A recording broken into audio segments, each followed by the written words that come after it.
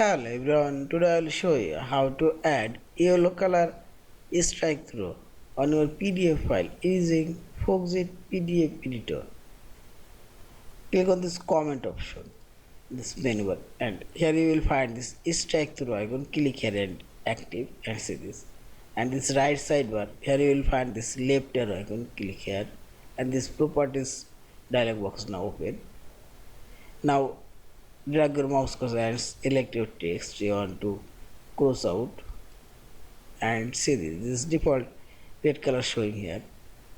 Here you will find this yellow color. If you did not find any yellow color, click any of this default color and now click on this custom color option and select your yellow color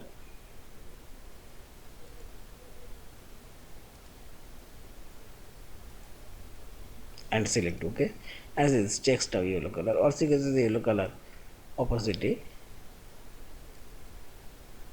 and also make this existing red color yellow color. Also you can drag your mouse cursor and see this. In this way you can make your text yellow color strike through or cross out. And finally select this file option, save or save as a PDF file. Thank you for watching. Please subscribe, like, share and comment.